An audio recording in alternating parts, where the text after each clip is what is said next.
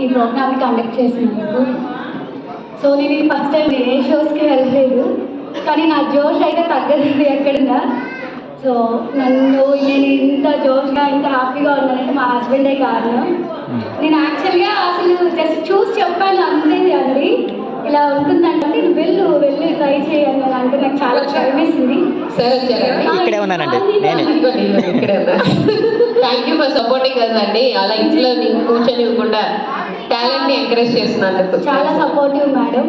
So నేను ఇండిపెండెంట్గా ఉండాలని తను అప్పుడు చెప్తూ ఉంటారు, తను అలాగే చూడాలని కూడా అనుకుంటుంటారు. సో నేను సాంగ్ పాడతామనుకుంటున్నానండి. సో మీ హస్బెండ్ ఉన్నారు కాబట్టి అడుగుతున్నాను, మీరే మీ హస్బెండ్ అనుకోండి.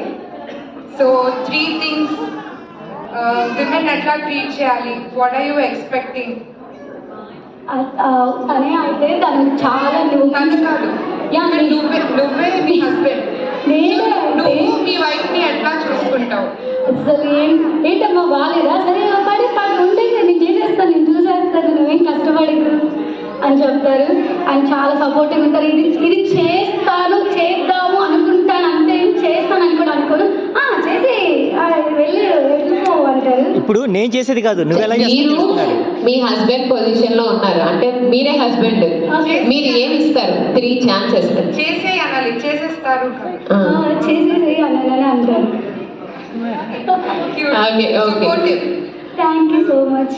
సో నేను సాంగ్ పాడదామంటే, మనసా వాచా నిన్నే వలచా నిన్నే ప్రేమించా నిన్నే దలచా నన్నే మరిచా నీకై జీవించా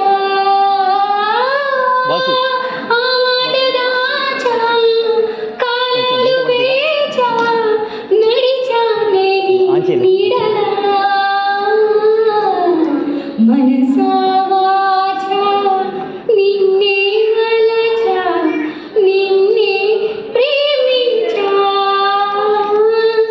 చిన్న తప్పు అని చిత్తగించమని అన్నా వినదు, అప్పుడెప్పుడో నిన్ను చూసి వశమై మనసు కన్నీరైనా గౌతమి కన్నా తెల్లారైనా పున్నమి కన్నా మూగైపోయా నీలా.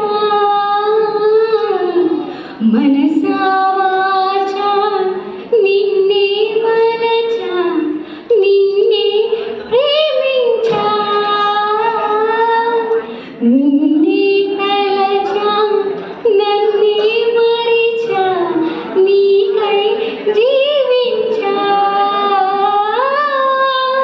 ఆ మాట దాచా కాలాలు వేచా నడిచా నేను నీడలా. Thank you so much. Dedicated to your యా my husband. Super, thank you so much అండి. So much.